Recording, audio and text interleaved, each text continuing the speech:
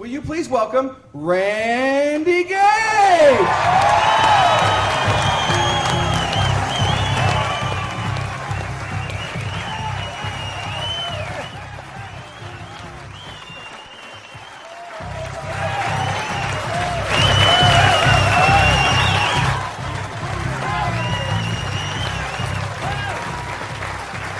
Thank you.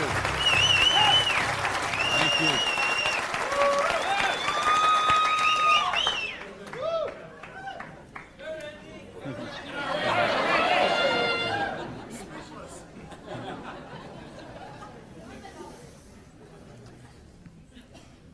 So what do you do when your dream dies? Do you sit down and cry? Do you give it up and let it die? Or do you give it one more try? Let me tell you the way it worked for me. I came to work one morning about 11 o'clock. There were two people sitting in a car waiting for me, and I got there. And see what had happened, let me tell you the preview to this. I had a restaurant, bought it with a partner of mine. We kind of bootstrapped the thing. Didn't really have enough money to start it like we should have. We tried to grow it as best we could, but we didn't pay the taxes, and we struggled by and borrowed from this account to that account and this account to that account. And eventually I bought him out, and I sent a letter to the IRS, who's the tax agency there in the States, and said, I'm the new owner here. We've had some problem with taxes. I want to make this right. Let's work out a payment plan. And I never heard anything for 3 months. So I sent a check in there. Here's a deposit, $1,000, good faith. Didn't hear anything for 3 months, so I sent another check, another letter. Never heard a thing for a couple of months until that morning. They're waiting on the car. You Mr. Gage? Yes. I'm Agent so-and-so. This is Agent so-and-so. We're here from the Internal Revenue Service. We have your letters here. We have your files here. And we know you have $15,000 in back taxes. So we need that money. There's a 100% penalty because they were not filed. So that's $30,000. And then there's the late fees and the interest payment and the this and the that. And we need $37,000 today, or we're going to seize your restaurant. So I was like, I must have left my checkbook at home, right? And so I called my lawyer, I called my accountant, they all said the same thing. There's nothing you can do, Randy. You've got to work something out with these people. And I remember hiring a consultant who used to be an IRS agent, and she negotiated with him. She called me one day and she said, Randy, we're at the end of the road. The way they keep compliance is they have to set some examples sometimes, and you had a busy delivery business and they saw those cars going all the time with the signs on them, and they need to make examples, and they just want to make you an example. And so they auctioned off the place on the courthouse steps, $500,000 a year operation. They auctioned it off for $11,000. And I couldn't beg, borrow, or steal $11,000 to get it out of hock, so that was the end of my dream. And I remember driving along in the car that day, not even my car because I didn't have a car anymore. I remember driving along in my friend's car and crying in the car, thinking, I have to call my mother and tell her this. I have to tell my friends this. I was so ashamed. I was so humiliated. I didn't know what I could do. How was I going to tell people that I had lost my business? And between the $37,000 I owed those guys and then the money I owed for the vendors, whatever money I had left that day, I took and paid off the employees and said, this is the last check you're going to get, so do what you can with it. And that left me $55,000 US, $55,000 in debt. No house, no car, no credit cards, no job.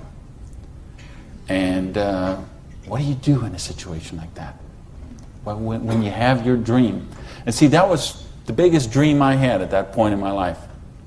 Because as you heard from Ford, I'm a high school dropout. I started off as a dishwasher in a pancake house.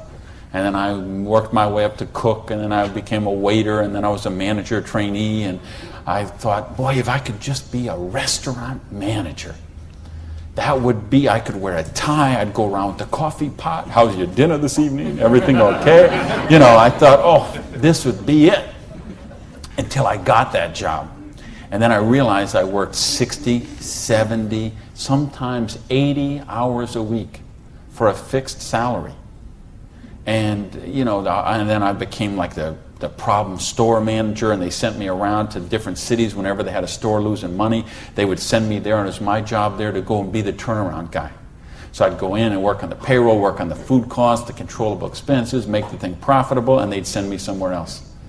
I lived in 18 cities in 5 years. So think what kind of home life you have, what kind of friends. You don't have any friends. You don't, you know, because people stop calling you. Because every time they call you, you're always working. And you never go to the movies, and you never go to dinner, and you never go anywhere, so they just stop calling you. And your work becomes your life. And I know we got people in this room tonight and people watching on this film today who are going through the same thing. We get out of balance. We get so busy chasing our income, we forget about living life. We forget about living our dreams. So anyway, that was my dream. I thought to run a restaurant until I got it. And then I said, well, this is crazy. I'm minimum wage here. When I divide all these hours I'm working with what I'm doing, I know what I got to do. I need to own my own restaurant. That would be the dream. And that's the great American dream, of course. And back in the States, is you get your own business and you start it up. And so that's what I did. And I saved my money, and I worked hard, and I played by the rules, and I did all the stuff you're supposed to do, and I got that restaurant. Until that day when it all ended like that. And all of a sudden, where do you go when you don't have that dream anymore? And, you know, in my case, I had to back up, and I'll talk about that in a sec, but I don't want to talk about me tonight. I want to talk about you tonight. I want to talk about your dream. And I mean the big dreams, the bold, daring, imaginative ones you had. The ones you had when you were 15 years old, and 18 years old, 20 years old.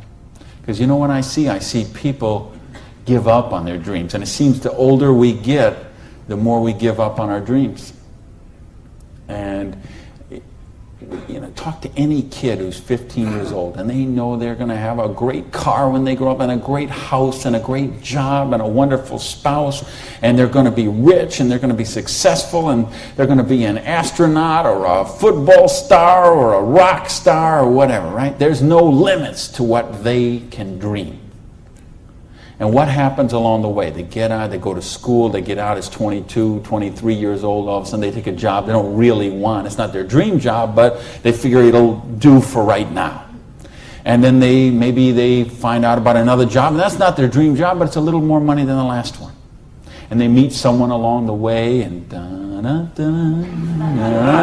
all of a sudden there's two, and then there's a little baby on the way, and there's another baby, and then there's diapers and formula and braces and all of those kind of things. And all of a sudden they take another job that's 500 miles away, but again, it pays a few $1,000s more a year, so they take that job.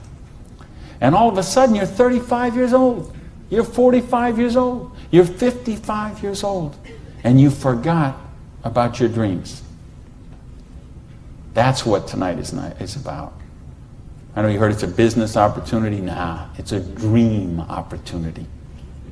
How to get your dreams back. I notice this because I like sports cars. Some of you all know me. You know, I got a car thing going on. And it's funny, I'll be sitting at the light in one of my Vipers, let's say, and some car will pull up next, and there'll be a guy driving there, and he's got his 2-3 kids in there in the back, and they'll roll down the window, "Hey, Mr. Viper, man, cool car, man, and, you know, rev the engine up. I can't wait. When I grow up, I'm going to get a Viper." And kids say that to me all the time. "I grow up, I'm going to get a Viper." Now, Dad doesn't say that. He's just sitting there behind the wheel, because see, Dad's already grown up. And he figured out he ain't getting the Viper. He's got the minivan.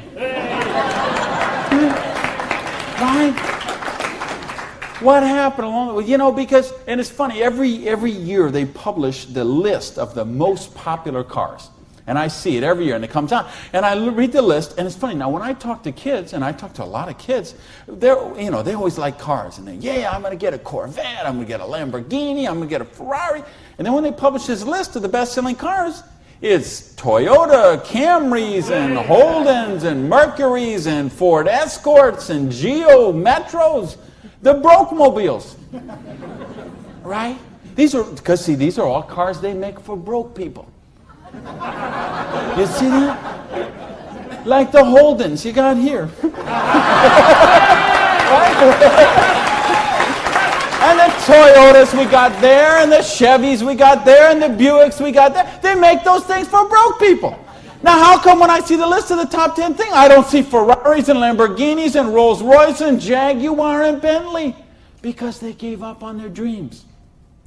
They said, well, this is the car we got. There's room for the car seat in the back, and we can afford the payments. And they settle for a car. And they settle for a house. And they settle for a job.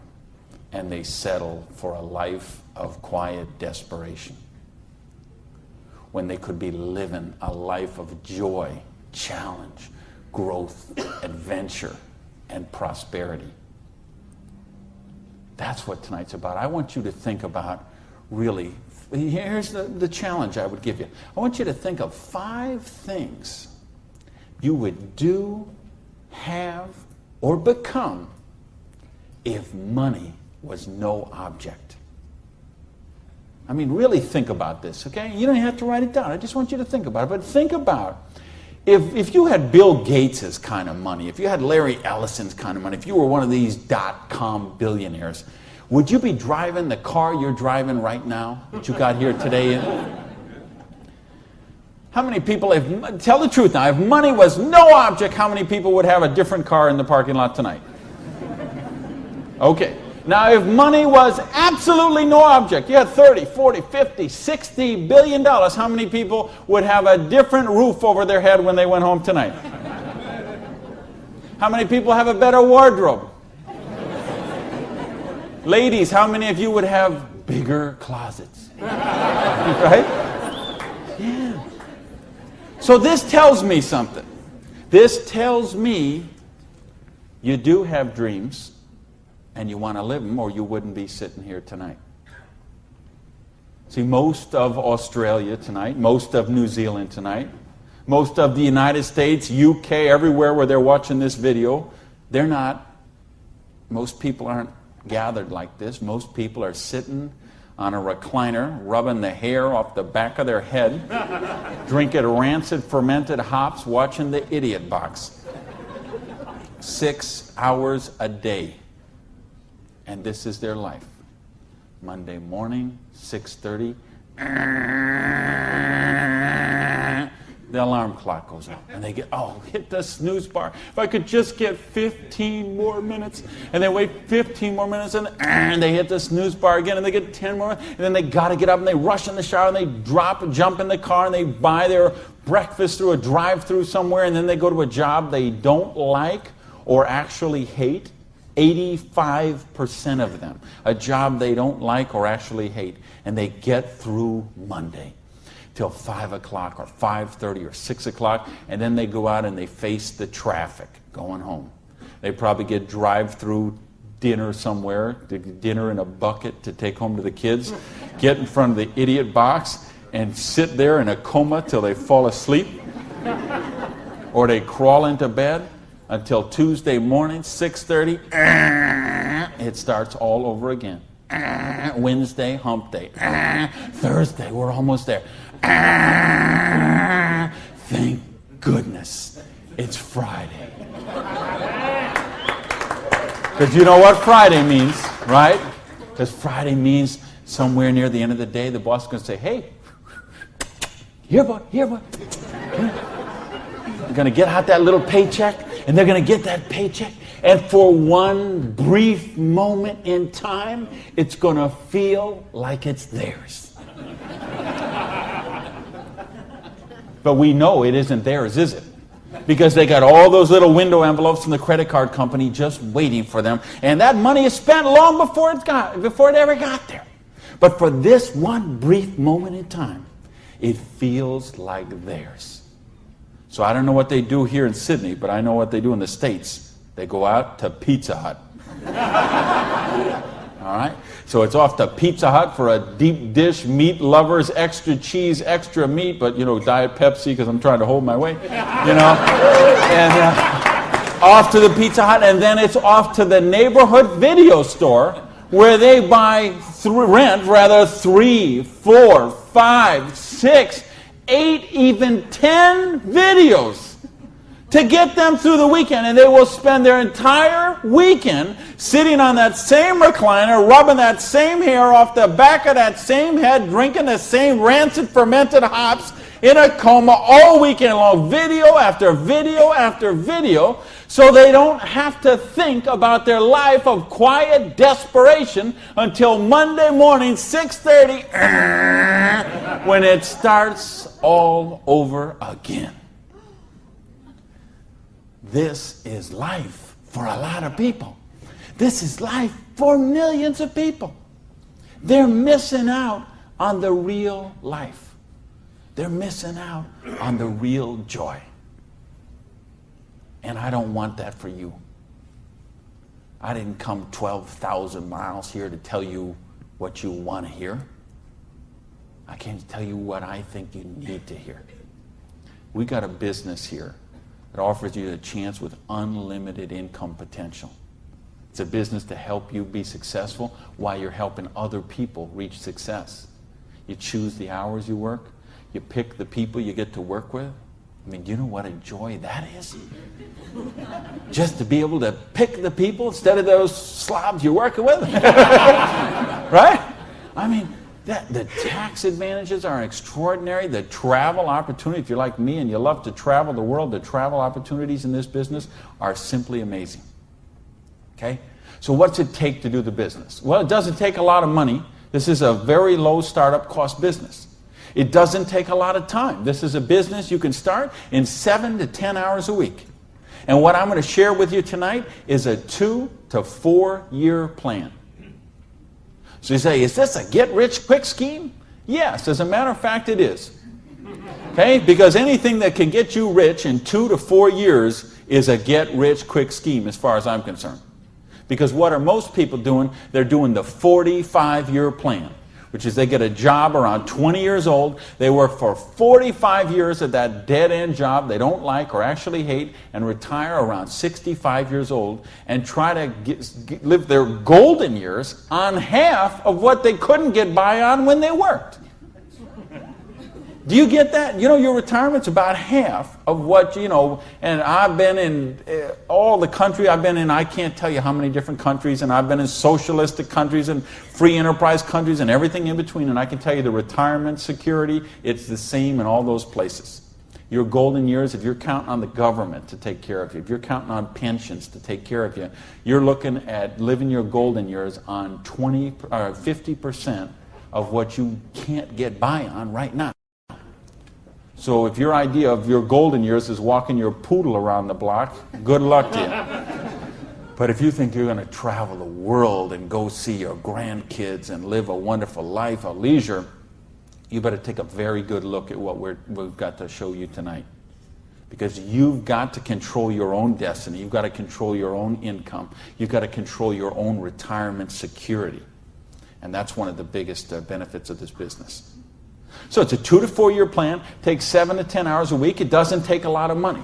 So what does it take? It takes the dream. Because if you don't have the dream, you'll never find the 7 to 10 hours a week. I can guarantee you that. You're busy. We're all busy. You're working, you're picking up the dry cleaning, you're making dinner, you're taking the kids to football practice, you're paying the bills, you got to sleep, you got to eat, all this. You're using 24 hours of every day already. So what's got to give? You've got to find a dream, something that will take you to this frame of mind where you will change the way you live, you will change the daily actions you take, and you will change your mindset for a 2 to 4 year period. So that alarm clock will go off at 6:30 in the morning. You'll get up, you'll have your breakfast, you go to work, you'll work 8 or 9 hours at your job, you'll get out of the job, you'll run somewhere, grab a bite to eat, and go somewhere and work for another 3 hours in the evening. When you could be home watching TV, when you could be with your kids, when you could be with your family, when you could be watching a football game or something else. But you will make a sacrifice. You will say, I will find the 7 to 10 hours a week for 2 to 4 years to build my freedom, to build my security, to build my independence. And don't tell me, ladies, well, I can't do that because of my kids. Let me tell you what I say to that. Don't use your kids as an excuse not to do the business. Use your kids as the reason to do the business. So you can raise your own kids instead of paying someone else to raise them for you. You know, people drop the kids off at a daycare center at 7:30 in the morning and pick them up at 5 o'clock at night. Those poor kids couldn't pick their mother out of a police lineup.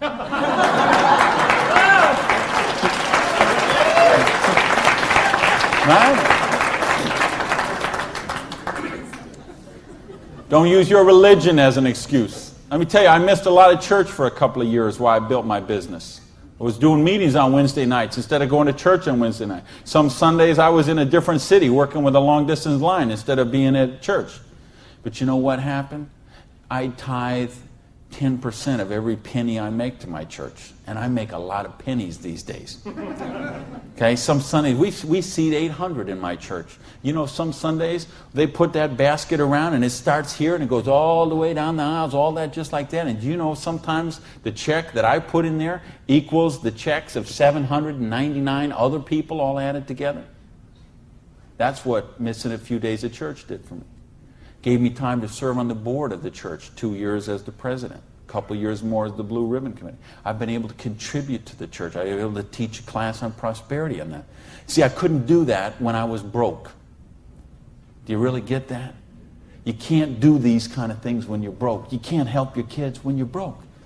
When you're so busy trying to pay the bills, you're so busy trying to cover the mortgage, you're so busy trying to pay the rent, you can't live life. And that's not the way life is meant to be lived. I came here because I want you to have an amazing life like I have. And believe me, I have an amazing life. I live in my dream home. I live on the ocean, okay? I go to bed every night, I hear those waves crashing on the shore. I wake up, I go down, and I got a beautiful car to get into. I have beautiful people in my life. I have wonderful health. Everything is, I make more money every year than I did the year before. I am living a dream that is just wonderful. But I made some sacrifices along the way. And that's what I'm saying to you. Make some sacrifice. Take 2 to 4 years. Make a commitment. When you walk out of here tonight, make that commitment. Not to your spouse, not to your sponsor, not to me, not to yourself. Make a commitment to yourself that you're worthy, that you're worth it, that you will think back. And that's what I want you to really do, is say, okay, what were your dreams when you were 15? What is the house you would live in if money is no object? Do you have a picture of it somewhere that you carry around to fuel you? What is the dream car you want to be driving? Is it a red Lamborghini Diablo, Ferrari Testarossa, Bentley, Viper? What is it? Do you have a picture of it in your wallet? You got a picture of it in your planner? You have a dream board with it up somewhere? You got it up on the mirror in the bathroom? You got it up on the refrigerator in the kitchen? How much time you want to spend with the loved ones in your life? How much money you want to give to charity? I had lunch. Funny, I just got invited to be on the board of directors for the Florida Philharmonic. I'm so honored they asked that, and I'm proud to be a supporter of them. I'm so proud to be a supporter of the opera and the Young Artist Program and all kind of charities. Fascinating thing, though. I had lunch with the guy who invited me to be on the board. He gave $1 million to the Philharmonic this year. $1 million. So they can play beautiful music. That's money. That's money with a capital M. That's living a life of dreams. That's living a life of wonder, of joy, of adventure and growth. And that's what I want for you. But you got to know what that is. So please, those 5 things, what would they be? And maybe you're going to give $1 million to your church, temple, or synagogue. Maybe it's you want to take a year off and study ballet. Maybe you want to take 6 months and go on a cruise around the world. Maybe you want to fly in all your family from all over the world and have a reunion. Maybe you want a house in Paris and a house in Hawaii and a house in San Diego and a house in Berlin. I don't know what it is for you, but you have to know what it is. Or nothing I'm going to talk about tonight is going to make any sense to you. You'd be better sitting home watching Survivor, Big Brother, Fear Factor, whatever one of those shows. You could sit watching any one of those shows instead of be here tonight. Because if you're here tonight, you got to know what your dream is. And we can show you. I will draw out on this board. I will draw out a way and show you how you can live those dreams. And I'll show you how to build some residual income, some retirement security, and you can just do the numbers yourself, okay? And you could say, all right, is there any of those 5 things that I would do, have, or become that I can get with what I see here on this board? The difference is, and here's the secret, okay? You wonder, okay, I know there's nothing for free. There's always a cost. Here's the thing. Here's the secret of everything I'm going to talk about tonight has to do with leverage. It's getting you out of the trap. And there's a big trap, okay? And this is the trap. It's people trading time for money. You work 40 hours, you get paid for 40 hours. So you work 40 hours and you get paid $400 a week. If you're sick half a day and you only work 35 hours, you get paid $350. If you need some extra money because there's something that you want to do, you put in some overtime, so you work 45 hours, so maybe you get $450. Well, you know what? That is trading time for money. Time for money. Hours for dollars. Hours for pounds. Hours for dollars. Hours for cougar ranch. Whatever the currency is. If you're trading time for currency, you can't get wealthy. It's a trap. You got to put some leverage to work somehow to get out of that. Because this is what keeps people broke. So in my case, when I lost my dream, and I started all over again, I said, well, I got a choice here. I can go and live like most people do and live that life of quiet desperation and just mind my own business and do the thing and be a worker drone in the collective like everybody else. Or I can go after my dreams again. So I began a study of prosperity. Because when you're $55,000 in debt, no house, no car, no credit cards, and you start selling the furniture, things look a little different. Anybody here ever sell your furniture for your business? Interesting scenario. Here's what I found. The end tables, not a problem. Coffee table, no big deal.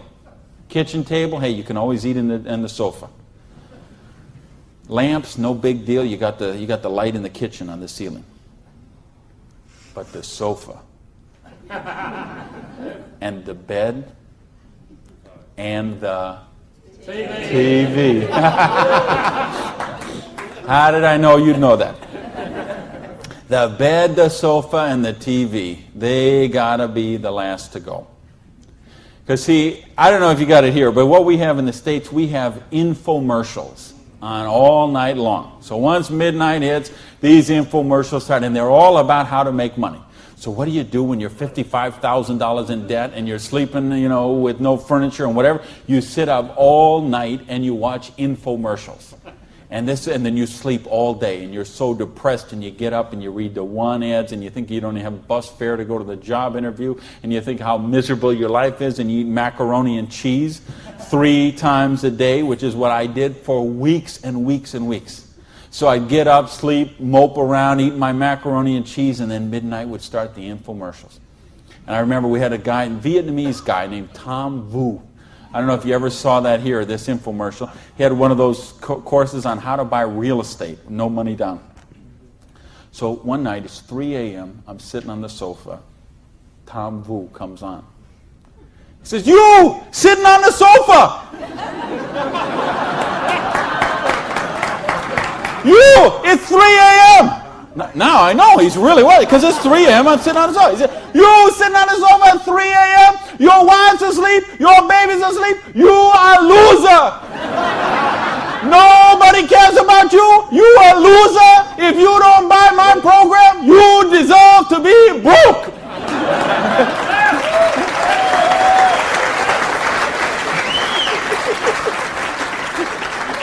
And I'm like, oh, if only I could afford this program. But of course, I didn't have the $199 or whatever it was. So, and eventually, of course, the sofa had to go, the bed had to go, and then the TV had to go. And then something else had to go. And that was my mindset. My victim, loser, woe is me, oh, the circumstances are against me. That mindset had to go. And I had to say, okay, I am sick and tired of being sick and tired. I am sick of being broke. I am sick of being sick. I am sick of being stupid. I'm sick. The truth is I wasn't even broke, okay? Because I would have needed $55,000 to qualify for broke. Okay? I would have been happy to be broke at that point in my life. Okay? At that point, I would have been happy to have an alarm clock going off at 6:30 waking me up. Now, is that the dumbest invention you ever heard, though, an alarm clock? You're supposed to wake up when you finish sleeping. But, right, what do? We stuck in the thing. So now at this point, I wouldn't have been happy with an alarm clock. Okay, but I started a study of prosperity. And here's what I found. 2 secrets of prosperity. If you want to be wealthy, secret number 1, you have to be your own boss. You ain't going to get rich working for other people. If you've got to get a job as president of Disney Studios or, IBM calls you up and wants you to be the vice president of operations, maybe you're going to make a lot of money. All I know is those people weren't calling me, okay? And they may not be calling you, okay? So if those people ain't calling you, you want to get wealthy, you got to be your own boss. Because let me tell you a secret. I don't care how nice your boss is. I don't care how much your boss loves you and wants to help you. The truth is they have to buy you at wholesale and sell you at retail. Otherwise, they don't make money and they don't stay in business. So the only way they make money off you is to buy you at wholesale and sell you at retail. So if you want to make money, you got to be able to get up in the morning, look in the mirror, and know that you're talking to the boss. And issue number 2, and this is the most important thing, which we mentioned, you've got to employ the concept of leverage. And this is something, J. Paul Getty, who was one of the wealthiest people the world ever known, he understood this. And he was quoted oftentimes, this is probably his most famous quote, when he said, I would rather have 1% of the efforts of 100 people than 100% of my own efforts. Because he understood the concept of leverage. And he became one of the wealthiest people the world has ever known. So tonight, I'm going to share with you how you can employ this same concept of leverage that the wealthiest people in the world do, and it'll allow you to get your share of that kind of wealth. And I'm happy to say, I'm one of the wealthiest people in the world. You know that? Now, you know what? I don't have Bill Gates' money. I don't have Larry Ellison's money. I couldn't spend $90 million on a boat down in the Kiwi race there next week. But you know what? I'm one. If there's 6 billion people, whatever there is on this planet, I'm wealthier than 99.8% of them. And I'm a dishwasher from a pancake house. But I understood leverage. Now, how do you put this leverage? It's a business called network marketing, sometimes called multi-level marketing. Sometimes we call it MLM for short. What is it? It's a business that allows you to leverage the efforts of other people who have a dream and are willing to trade that 7 to 10 hours a week to get a dream. So you're going to introduce them to the business. You're going to teach them a duplicatable system that they could follow and duplicate the same results with people that they're going to introduce to the business and create this system that everybody can follow, and everybody will get a nice chunk of the organization that is built.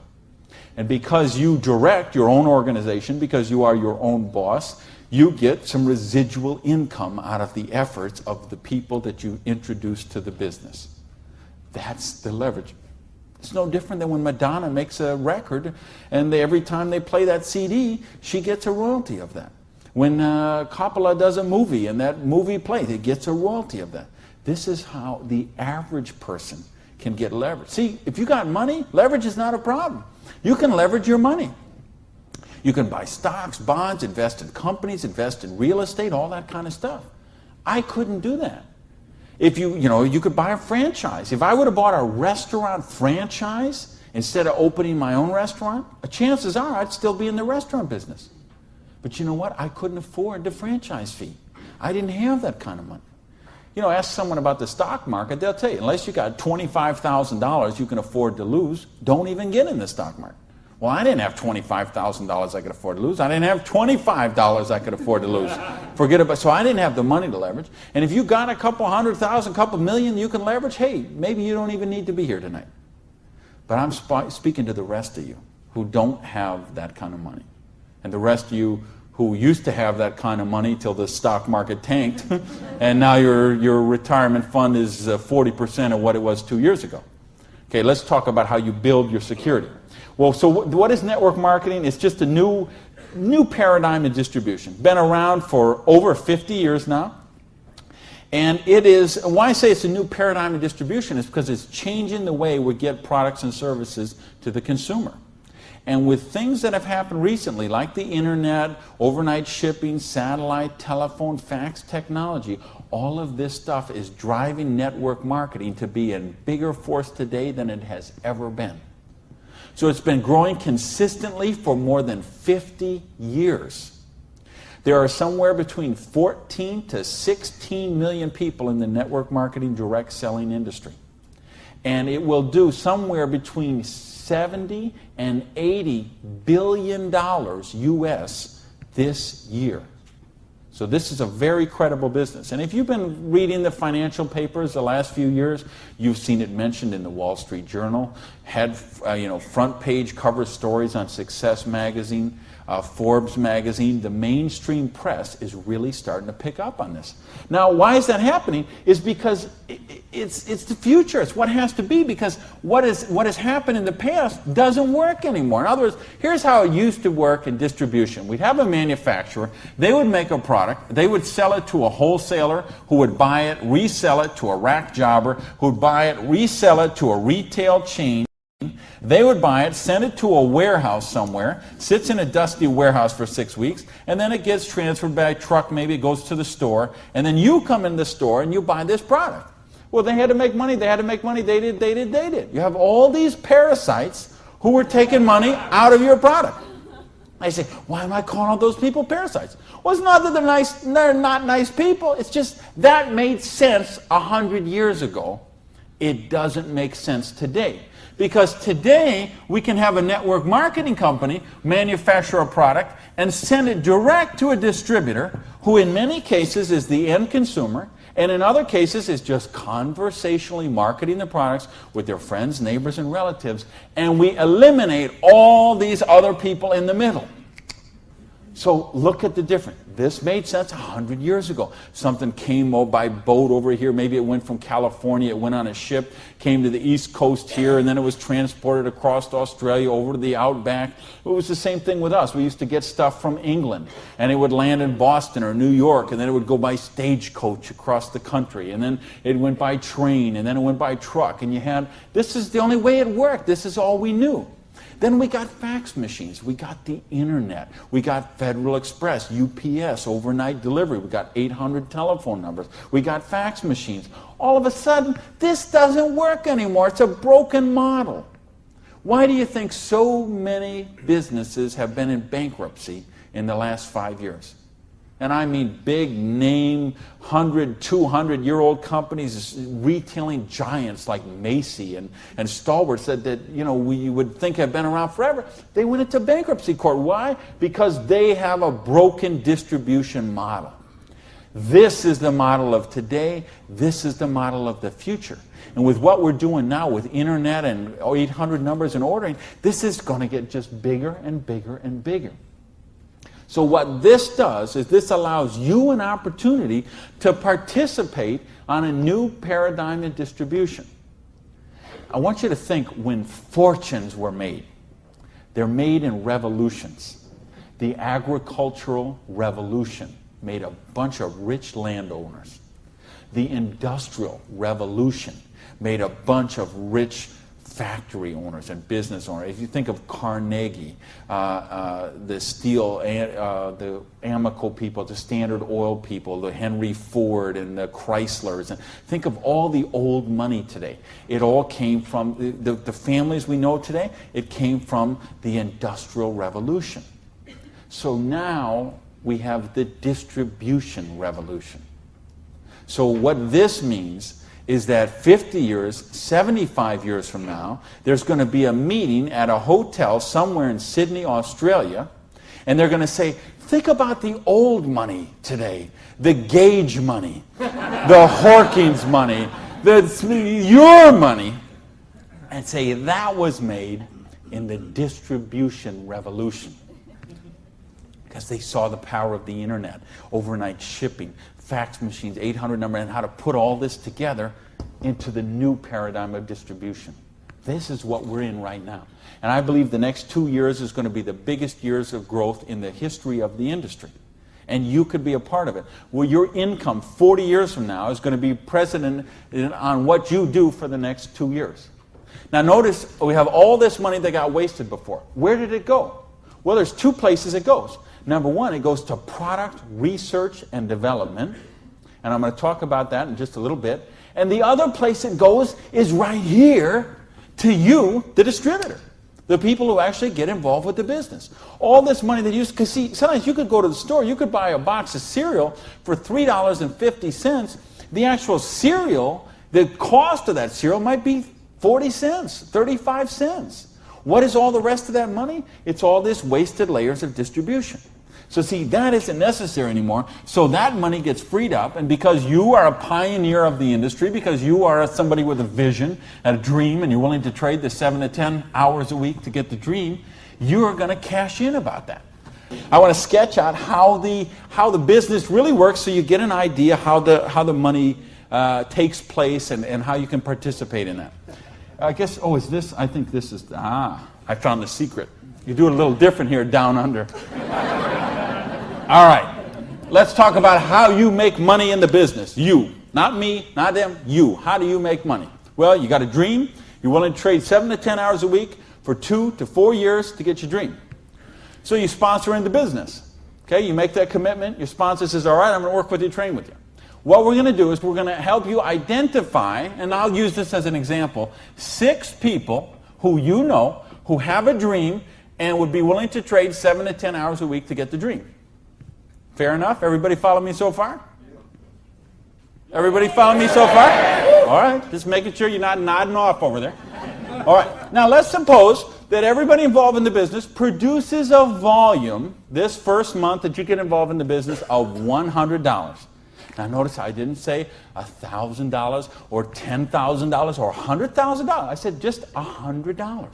Why? Because I want to show you this is very simple, very duplicatable, very doable for everyone.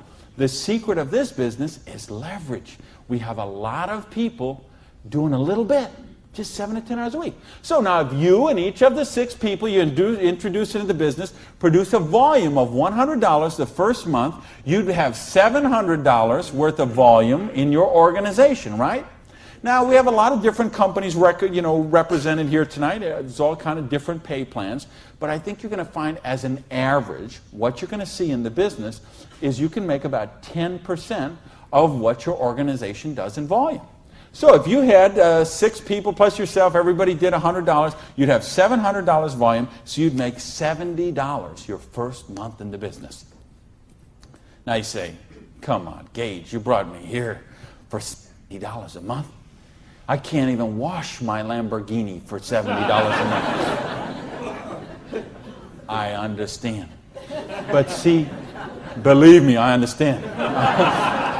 I know what it's like to keep cars clean. But this is just month number 1. And how much, if you're a doctor, and by the way, if you're a doctor, if you're a lawyer, if you're an accountant, you know what plan you work under? Trading time for money.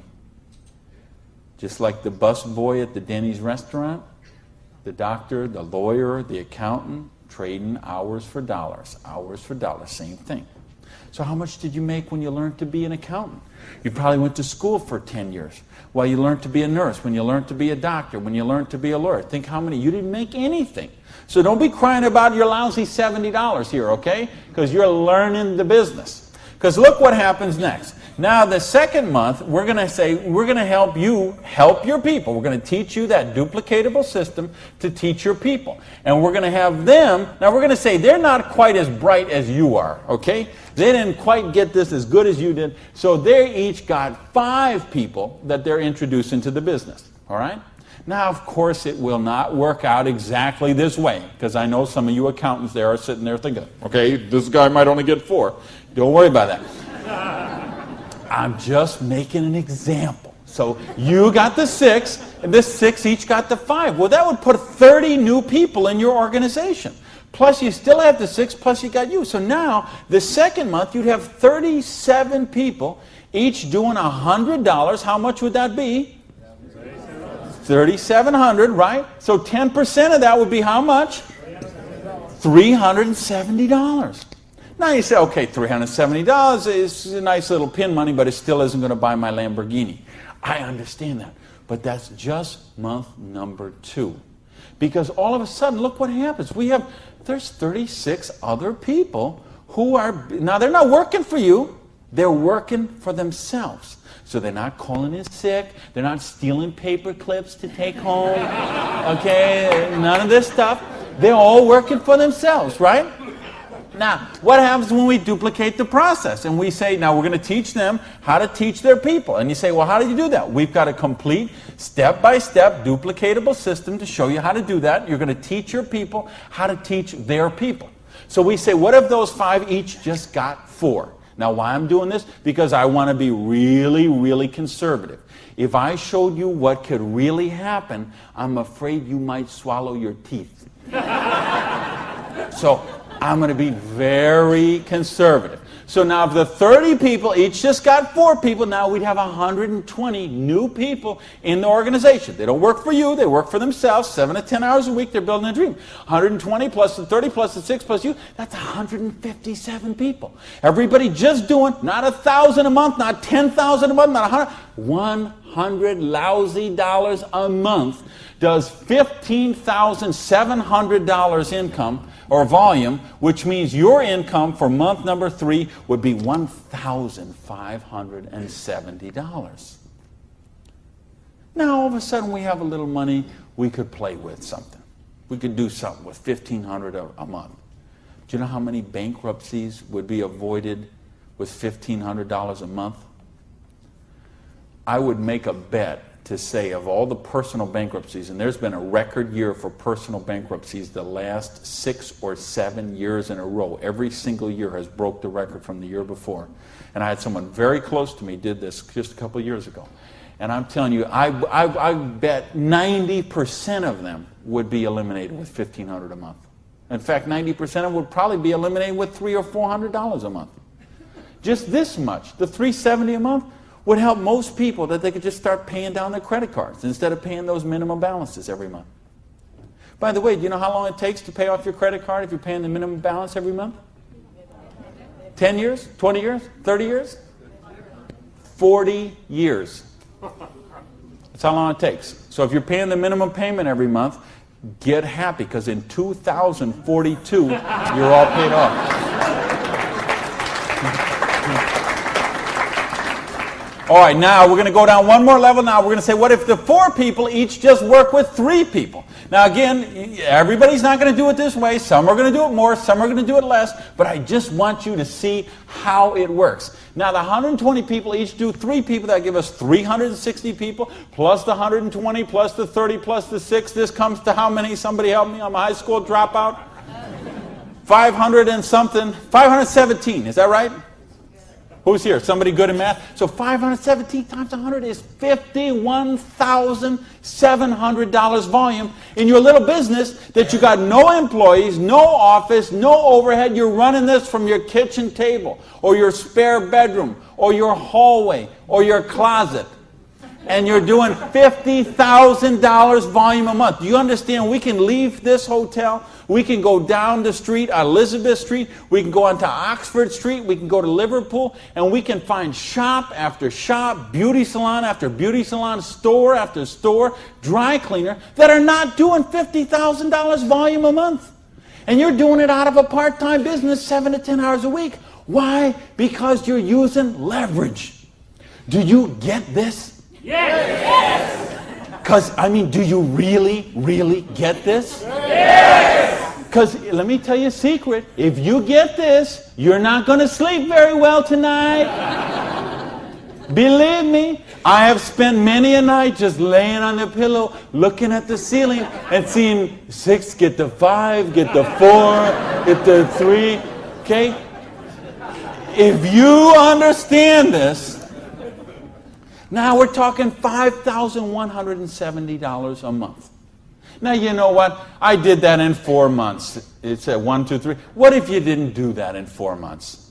What if it took you 6 months? What if it took you 10 months? What if it took you 2 years? I told you it's a 2 to 4 year plan. Okay? And I know what some of you are thinking. All right, but what about if this guy here drops out? We got it handled. Okay? We have a thing called dynamic compression, and so we know when someone drops out, we eliminate their volume, we move up the next qualified person, and the whole organization moves up. So we got that covered too. Okay? So, but what if you didn't do this in 6 months? What if you didn't do it in 10 months? What if it took you 2 years? Would it be worth trading 7 to 10 hours a week for 2 years to have an extra $5,170 a month? Yes or no?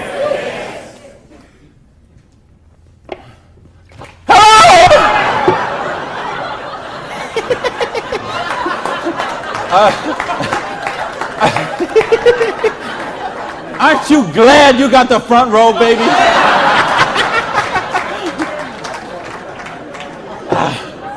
Now, let me get some more water here. And let me ask the question again. Would it be worth trading 7 to 10 hours a week for 2 to 4 years to get an extra $5,170 a month? Yeah! All right. Thank you.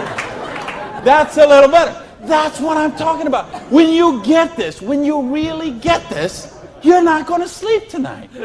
Because you see how a dishwasher from a pancake house could become a multimillionaire. You see how a farmer's wife from Utah could make $80,000 US a month. You see how a woman with 2 kids and an abusive husband could leave her husband and become a multimillionaire. You see how people on welfare can build complete financial independence. And they can do it with integrity. They can do it with honor. They can do it with helping other people, giving value, contributing. That's what we got to offer here. So see, now you say, okay, all that sounds good, it looks good, but what's the problem? What is the $100? Well, I told you, remember that whole distribution model? We have all of that money that used to get wasted. Now that goes into product research and development. You will see some of the most cutting-edge, state-of-the-art products in network marketing that you won't see anywhere else in the world today. Some of the best scientific breakthroughs, some of the best health breakthroughs, some of the best wellness breakthroughs, medicine breakthroughs, herbal breakthroughs have been personal care products, environmentally non-toxic, natural products. Some of the most breakthrough products in all of those categories have been brought to the marketplace because of network marketing, because they have the time, the money, the research, the resources to do that kind of research. So what I'm going to ask you is, if you're here, you're looking at this for the first time tonight, if you're on the video and you're seeing this for the first time tonight, you have a conversation with the person who invited you here. Have a conversation with the person who asked you to watch the video. And they will give you a catalog. They'll give you some brochures. They might have some tapes, some videos, some other things, and you'll find out about these products. What I want you to see tonight, right now, is the big picture. how the distribution model works, because this is how fortunes are made. People who recognize new paradigms become pioneers in those paradigms, and they reach the reward for generations sometimes. So the products are there. Next question is, say, what about the support? I don't know anything about this business. I've never done it before. How can I do the business? Well, that's what the system, we keep talking about a system. In other words, we've got a system where we're going to teach you how to do the business, and we're going to teach you how to do the business while you actually do the business. That's why we've got this presentation up on the internet. That's why we have this meeting in this hotel here tonight. You have a sponsorship line. So you see, a lot of people say, well, I don't want to be this guy here. I want to be this guy right at the top, because look at all these people he's got under him. Well, you know what? This guy or this gal down here, this person and this person and this person and this person, and all the way up to the company, all those people work for that person for free, because every one of those people have a vested interest in their business. So you want to have 150 people between you and the company, because they all work for you. So they will go with you and they will do 2-on-1s with you. They will go to your prospects and sit down at a coffee shop and bring a notepad and explain the business to them. They'll conduct meetings like this where you can bring your people and let them see what the business is about. They'll bring in speakers from all over the country and sometimes all over the world, so your prospects can see and meet and learn from some of the most successful people in the business. There's conference calls, there's monthly newsletters, there's regional trainings, there's company conventions, there's audios and videos and brochures and booklets and catalogs. There is just hundreds of little tiny things that are all designed for one particular goal in mind: to make you successful. See, you are in business for yourself, but you're not in business by yourself, because you have that whole support network of people to help you build the business. So, and that don't happen when you open up your own, and you know this, most of you in this room, you know, if you've ever been in the restaurant business, like I have, you know what I'm talking about. If you own a beauty salon, you know, if you own a little store or a shop, you know you don't own the business owns you. And you know, if you work for someone else, you're never going to get wealthy that way. So what we've got tonight is a model that lets you work for yourself, but not by yourself, and it gives you the option to build your future. Now, I want to give you 3 options. If you're thinking about the business, I want to suggest 3 things to you.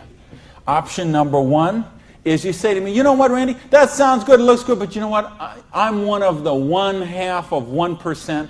I love my job, and I get paid exactly what I'm worth. Well, you know what? If that's you, I don't know how you still made it this far in the room tonight, but if you did, thanks for staying. And then we'd love to have you as a customer, okay? And what I'd ask you to do is to talk to the person who invited you tonight and ask them about the preferred customer program. Because I told you, we've got some of the most cutting-edge, state-of-the-art products that you're going to find anywhere. And the difference is, if someone in this room or someone who asked you to watch this video told you about them, they will become your personal customer service representative. So you're not calling some 800 line that you never met, or sending things off and going into a store and standing around for 20 minutes trying to get someone to wait on you. You're going to have the personal attention of somebody who knows you and cares about you and will look after your needs personally. Now, option number 2 is what we call the small business. You say, you know what, Randy, this sounds good. I like the idea of being my own boss, and I like the idea, or maybe you're looking at a nutrition company and you say, well, I'm a chiropractor, massage therapist, an iridologist, or physical therapist, and I want to sell this stuff to my clients. Or maybe you're being presented to a personal products company and you own a spa or a gym or salon and you think you could sell them there. Or maybe it's a cleaning product stuff and you've got a cleaning service and you could sell them to your clients. Well, if you're looking to just kind of use the products yourself, buy them at wholesale, and then conversationally market them to your friends, neighbors, and relatives, that's a small business. And if you want to make a couple $100 to a couple $1,000 a month, the small business option would be the one for you. Now, there's one more option, and that's the big business option. Okay? And that's the stuff that we're talking about right now. Meaning, you're not looking just to retail a couple products to a friend. You want to build complete financial independence. You got a dream. You're willing to trade that 7 to 10 hours a week to get the dream, and you're willing to do a 2 to 4 year plan, and you want to work to build that dream. You want to build an organization like this. That's the big business option. If you're looking for financial independence, then that's the option for you. Now let's bring this all together. I told you what happened when my parade got rained on. My dream looked like it was going to die, and I drove around in that car. I remember crying in that car and thinking, having to call my family and call my friends. And that it just took so much out of me.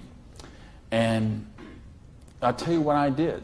I went in, and here I was. I had owned a restaurant. I'd owned 2 restaurants in my life. I had been a restaurant manager for years. I went and found a restaurant in South Miami, a little diner that was open for breakfast and lunch only, way in the Southwest where I didn't know anyone, and I got a job as a breakfast cook, flipping eggs. For 2 reasons. Number 1 is they would pay me cash every week. They would cash my paycheck, give me the cash, because I didn't have a bank account, because if I had a bank account, the tax people were going to seize it. So I needed someone who would pay me cash, and I needed to go get a job and just make some money to buy macaroni and cheese. And I had to lick my wounds. I had to take a couple of months and just regroup. I had lost my self-esteem. I had lost my drive. I had lost so much that I just didn't even know where to go. So I needed that time to do that. And so I got up every morning at 5 o'clock in the morning and took a bus down to South Miami to be there by 6 o'clock, 6:15, and flipped eggs every day till 2:30. And I did that all week long. And I did that for months to kind of just get my sanity back, get my esteem back. And then I went back to this business. And see, I didn't have the money to get back in the business because I still owed tens of thousands of dollars. But I had been in the business once. I had made some money. That's where I got the money to buy the restaurant initially. And what had happened, I'd been with a new company. It was not a stable company. I got some money. I bought my restaurant. That company went out of business. Well, then I was in the restaurant and working 80 hours a week, and then it just, that's what happened. So now, owing $50,000, I knew I was never going to pay this off flipping eggs, and I knew I was never going to pay it off even if I got a job as a restaurant manager. I mean, do you know how long I'd have to work as a restaurant manager before I could make $55,000 and pay it off? And I owed even more then because I borrowed a bunch of money just to live. So I said, I've got to get in this business. So I went to someone I knew in the business who knew me from before, and I said, you know me, you know that I can work, you know I have a dream. I don't have enough money to get in the business. Needed about $600 to start that business. Rob, he lent me that $600. And you know what? Best decision he ever made. So I went out, and I didn't do this business 7 to 10 hours a week. I did this business 7 to 10 hours a day. I sponsored 9 people the first month of the business, okay? I didn't do 6. For those of you who say, well, it doesn't work this way, you're right, it didn't. I sponsored 9, okay? And at the end of the month, I had 60 people in the business, month number 1. Month number 2, I sponsored 2 more people, so that's a total of 11. I had about 130 people in my organization at the end of month number 2. Month number 3, I didn't sponsor anybody. Okay, I just worked with the 11 that I had sponsored in the first 2 months. The organization went from about 120 people to 360 people. And month number 4, I sponsored a couple more people in the business, and the organization was bigger than this one right here in the 4th month of the business. Now, it wasn't 6 months, wasn't 10 months, wasn't 2 years, wasn't 10 years. It was 4 months. And I made easily double that money. What you see on the board, I made that in my 4th month of the business. Now, how did I do that? I needed to and wanted to very badly. I was hungry. I had a dream, and I was sick of being broke. And that's what I want you to get out of this is, do you understand? This is how it goes. There's no limit here. You could sponsor 7. You could sponsor 8. You could sponsor 9. You could build this whole organization, build yourself up to get $50,000 or $60,000 a year residual income, and then you could go out and you could sponsor 5 more people and start the whole process all over again, the same exact thing. And you could have 100,000 residual going. And you could start with 5 more and you could have 150,000 residual going. And if you put 5 people a year in, and it's very simple, put 5 serious people in the first year, put 5 serious people in the second year, put 5 serious people in the third year, and you will be making a fortune. Put 5 serious people in the fourth year, you'll have a business worth at least $1 million, I project. Put 5 more the next year, and you're going to have a business worth a couple $1 million in 5 years. Why? Because we got residual income here. You're building leverage. You're getting this going. And that's what I want you to get. You know, and now I've been able to help people all over the world. I told you guys, the platinum people, I talked in the reception about the 3 kids from Norway who came to a program I did in 1998. And they're all multimillionaires now, all 3 of them. Number 1, number 2, number 3 pay out in their company. I think of you guys right here in the front row and what you've done the last couple of years. And you know the people I had in London, those people there, what they're doing there. I got people all over the world. Just, they got a dream. They're willing to trade it. We give them a system to follow, and they're living their dreams. I think of a lady named Mary in Colorado. Lady I mentioned earlier. 2 kids. She's sleeping in her friend's basement because she's on welfare. Divorced, no husband anymore, no one to help pay for her kids. So she was on welfare. And along the way, she got attracted to the business. Along the way, I was able to touch her and touch her life, show her some things, how to follow a duplicatable system. She built an organization making $30,000 US a month. Now, you know, the $30,000 US a month, I'm okay with that because you can get by on that. Okay. I couldn't get by on that, but I know a lot of people could get by on that. But you know what? It's not the 30,000 that gets me so excited about what Mary did. It's what Mary did. It's the example she does for her 2 kids. Okay? It isn't just the money. It's what, I mean, do you know what that means to those kids to see this woman who was on welfare and just desolate and nowhere to turn, and you meet her today and she is so well dressed and positive in her esteem, and she's so confident, and she is modeling this behavior and setting such an example for her kids. This is how you raise good kids, is you show them how to be successful yourself. You don't tell them grow up and get an education, grow up and be successful, grow up and make money. You model the behavior for them. Jan Rue, who a lot of you know, I've done programs with Jan. Here's a lady, same thing, abusive husband, divorced, 3 kids, I think, became the #1 payout in her company. Why? Because she had a dream, and she was willing to trade that 7 to 10 hours a week to get a dream. And we've got the model here where you can do that. There is no limit to what you can do. But I don't want to talk about my story anymore. I don't want to talk about Jan's story. I don't want to talk about Mary's story. I don't want to talk about Orion's story.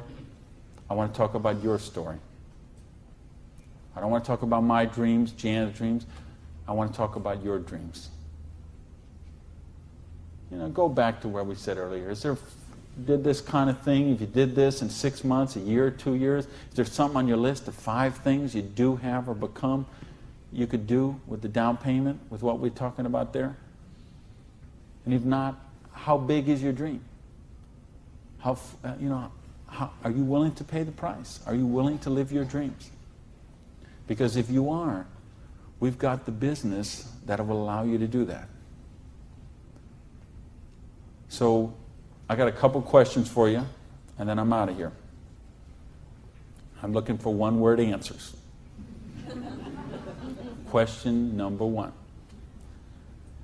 Do you believe you're really worthy of success? Yes! Question number 2.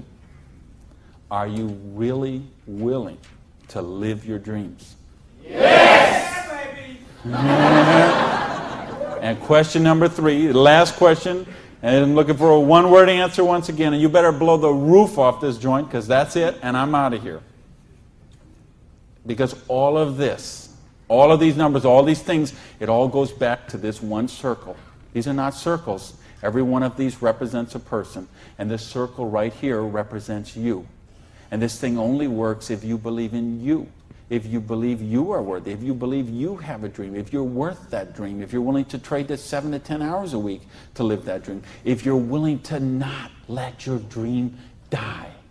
You're not willing to sit down and cry, even if you have to sit down. I had to sit down and cry. But you're not willing to give up and let it die. You promise yourself, you make yourself, you commit to yourself to give it one more try. So the last question I'm asking you is based on everything we've talked about tonight, everything you know about this business now, everything you know about the person who invited you, everything you know about you and what you are and what your dreams are. I need to know, are you willing to give it one more try? Yes! Thank you. Good night, everybody.